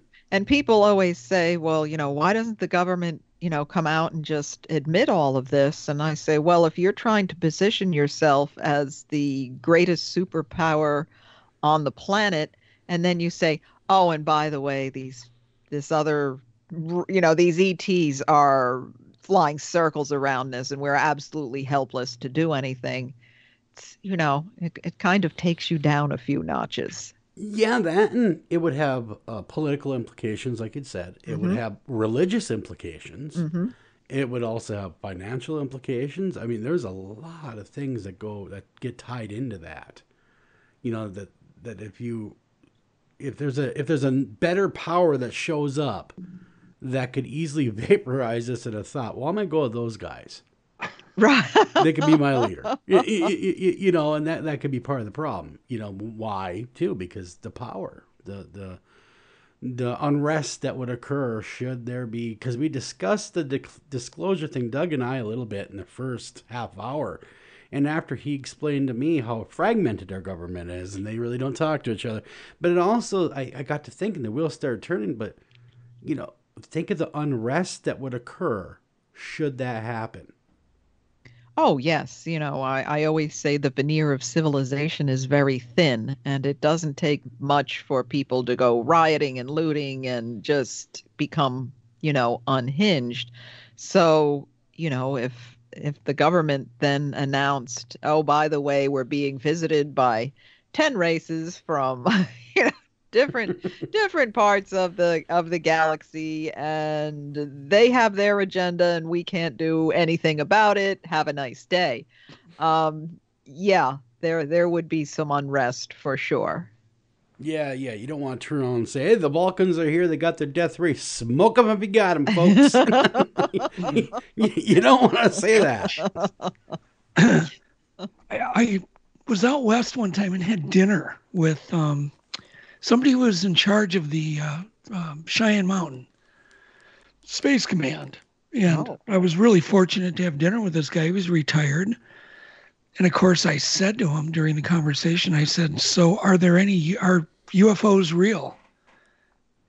And he just looked at me and he goes, there are no UFOs. That was his exact answer. Wow. Emphasized you. And then what was really interesting is he went then on to explain of all of the details that we can see in space. We can count the threads on a bolt. And I just took that as, well, I guess. So what he was inferring, I guess, don't really know, but that there was no unidentified flying objects. They were all identified. They were all identified, right? Yeah, Not that there aren't flying objects. We just know what they are. And remember, this was a guy who was in charge of the Space Command. And he ought to know. You would think. Wow. But he didn't breach any protocol. He simply looked at me and said, there are no UFOs. That is a brilliant response. Yeah. Because he's got plausible deniability. No, I told him there weren't any. But it was just it was just the hidden message.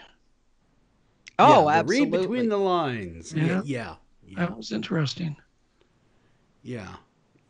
That would be an I would have loved to have been a fly on the wall during that conversation, Doug.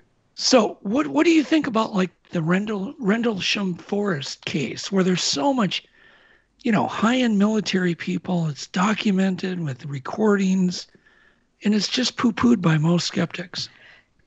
Yeah, that really bothers me, because I was just listening to someone being interviewed about that, who doesn't trust Charles Halt and thinks a lot of it was the Orford Ness lighthouse that people were seeing. The lighthouse.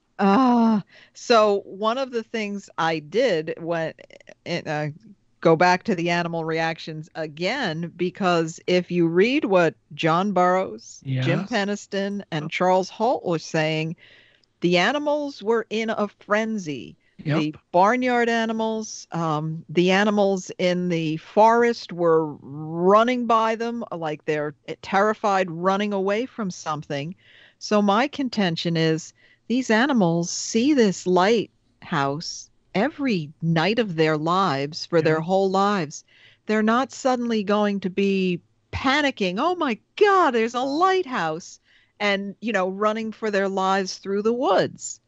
It absolutely speaks to something highly unusual, something frightening and threatening to them was going on, and it was not a lighthouse beam. Well, Colonel Halt specifically addresses the animals in his audio recordings. Yes, he does. And that I just literally heard that yesterday. Yeah. The actual of him talking about, I think he called them barnyard animals. Right. He said they're quiet now, or they're acting. Was that the case? He was commenting. Oh, excuse me, guys. No, but was that the case where the cows were going counterclockwise in a circle backwards? No. Oh, okay. Oh, you got me there. Case. No, they were just. That was a Joel joke, I think. No, that was a real report I took. Oh, I didn't.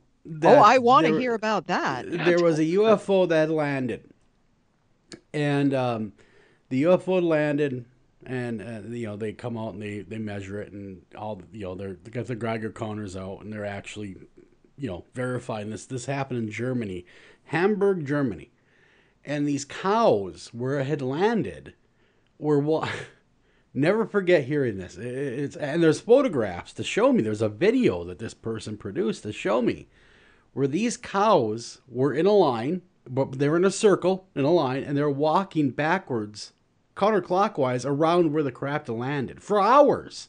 What? They're walking that way for hours, just walking in that weird counterclockwise, like just wouldn't step foot in where it landed. But they would not step foot where it landed, but they'd just keep walking around it, walking for hours, and forever. Well, that is one of the best animal reaction stories I've ever heard. I would love to see. I will get you that information. I'll put you in touch with those people.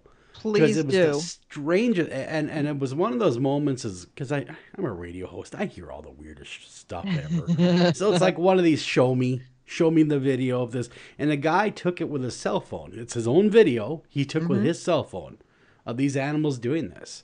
And I asked how long do they do it. He says, I don't know, 10, 12 hours. That long.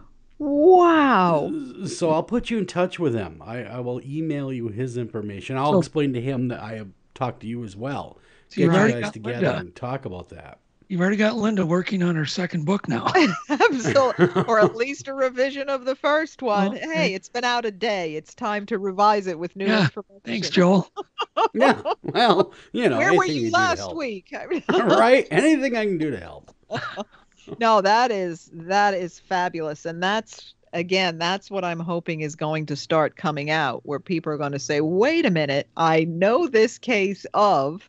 There was a case in Australia where the guy said the cows were doing everything but somersaults. He had never seen cows act that way. And it was a very low craft. He wrote, he sketched an incredibly detailed image of this disc-shaped craft with protrusions where the windows were. All the animals had gone crazy in the field. His son saw it, and the official excuse was it was a small tornado. And, yeah. Gee, that's as bad as a weather balloon. But not as bad as the floater in the eye. No, that one's a good one. That's the best one. That took some thinking on their feet. I mean, you gotta admit some of the cover-ups that you do here are just so laughably ridiculous that it's why even try? Just give it up, guys. I mean, there was everybody knows a Hudson Valley case in I believe the late 70s where a whole neighborhood of people were seeing this. They described it as a disc, the size of like a Volkswagen Beetle. It would hover over the neighborhood. It would land in the woods some people got within, I want to say 50 feet of this craft and, saw it in great detail and reported it to, it had to be in the 60s, to Project Blue Book. And the official excuse was it was a meteor. 2 weeks of sightings of a metallic craft the size of a Volkswagen landing 50 feet in front of them, and it was a meteor. A talented meteor. Let me tell you. Wow. So I have a little memory bank of all those absurd excuses, and that may end up as a book or at least a lecture someday. Of just the strangeness of the cover-up. Yes. How stupid can you get? How can we find your book, Linda? It is on Amazon, and it is called Animal Reactions to UFOs. And I have 3 books on the Hudson Valley sightings, In the Night Sky, Hudson Valley UFOs, and more Hudson Valley UFOs. Yeah, and one of your partners in crime, I use as a joke, is Michael Warden. He happens to be a very good friend of mine. And I didn't know that. Yeah, yes. Mike and I would go way back, way back. He's fabulous. Yeah, we've been investigating together for, I think, 20 years now. So that long. Wow. Yep. Man. Yeah, that was the best thing that happened to my investigating career was partnering with Mike. Yeah, Mike's a great guy, and I don't know if the listeners know this or not, but he's one of our heroes in blue too. So he was a New York City police officer for many years. Still is, as far as I'm aware. Yes, not New York City, but in New York. Oh, yes. There it is. Yes, I forget the city. Not the city, but somewhere in New York. It's escaping me right now. Yes, Port Jervis. And some of the stories that police officers have to talk about, especially like UFOs and stuff, it's amazing. Yeah, Mike and I have a UFO. It's a podcast called UFO Headquarters, and we had an entire episode on police sightings over the years because they're the ones out there all night. They see it all. And what I like about smokers and police officers. Yes, exactly. And dog walkers. And dog walkers. Yep. They will be the ones to discover it all one day. But until then, you got to pick up Linda's awesome new book. That is, of course, at Amazon. Animal Reactions to UFOs. You can get it right now in paperback. It's advertised on Amazon on paperback for $9.99. We've got the holidays coming up, and also a lot of us are stuck indoors again because of situations beyond our control. Now would be a great time to pick that book up and give it a read. Yes, and please get in touch with me if you have your own, cows running backwards in a circle stories. Counterclockwise. But no, I seriously, I would love to hear, other people's animal reaction stories. Yeah. Well, we're out of here, Doug. Unfortunately, we're at the end of another show. And Linda, I want to thank you so much for coming on the show. It was really an honor and a privilege to speak with you tonight. And Doug, as always, thank you so much for co-hosting with me. You really do a bang-up job, and I don't think I thank you enough, sir. So we're at the end of another show. Till next time, guys, take care of each other, love each other, and keep looking up at those darn skies. You'll be surprised what you might see.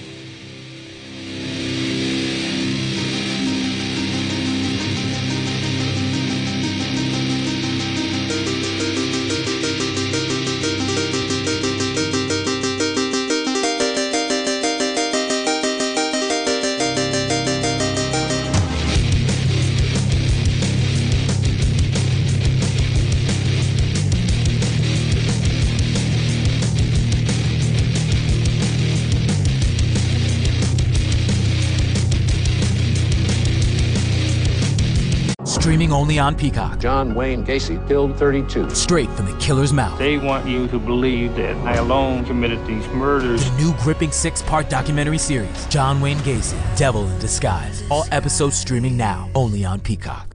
Whatever you're funny, Peacock's got it exclusively. Stream classic sitcoms like The Office, Parks and Recreation, and 2.5 Men. Plus, catch Peacock original comedies like AP Bio and Saved by the Bell. For all your exclusive comedy faves, go to peacocktv.com and get started.